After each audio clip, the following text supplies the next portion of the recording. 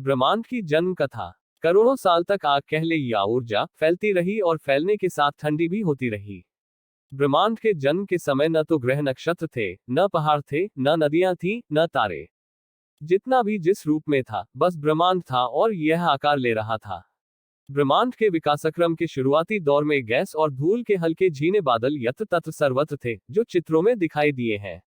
इनमें अनुकूलताओं से कहीं अधिक प्रतिकूलताएं थीं, विषमताएं थीं। गैसों में हाइड्रोजन और हीलियम के अंश थे, जबकि धूल में प्लाज्मा के तंतु थे।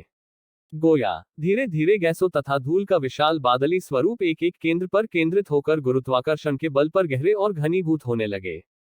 यह वह समय था जब ब्रह्मांड में वातावरण बेहद घना और गर्म था।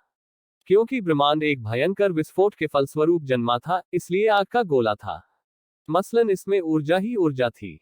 करोड़ों साल तक आग कह ले या ऊर्जा फैलती रही और फैलने के साथ ठंडी भी होती रही। धूल के बवंडर उठते रहे और ज्वालामुखी फूटते रहे। गुरुत्वाकर्षण की शक्ति का बल भी ब्रह्मांड के जन्म के साथ ही उत्पन्न हुआ, जिसने कालांतर में अस्तित्व में आने वाले ग्रह नक्षत्रों को अपने संतुलन से साधने का काम किया। धीरे धीरे फैलते हुए पदार्थ यहां वहां पिंडों का रूप लेने लगे। कालांतर में गैस और धूल के ये पिंड सिकुड़ते चले गए। इन्हीं से तारे अस्तित्व में आए।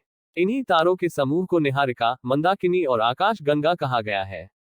ये आकाश में कोहरे की तरह फैले हुए प्रकाश पुंज हैं, जो अंधेरी रात में किसी नदी में सफेद धारी की तरह प्रवाहित होते दिखाई देते हैं। ये समूचे ब्रह्मांड में फैली हुई हैं।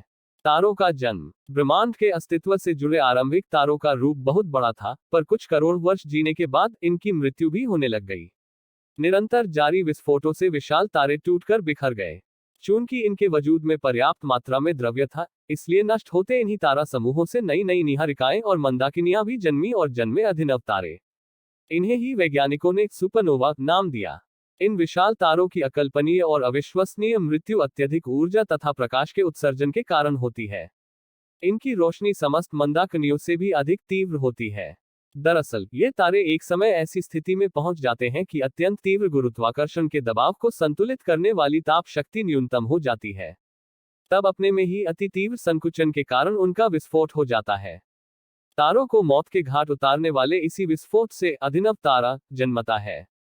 ब्रह्मांड में सबसे अधिक चमक वाले तारे के समान तथा सबसे अधिक दूर स्थित पिंडों को वैज्ञानिकों ने खगोलीय चमकीले पिंड अर्थात क्वासर कहा है।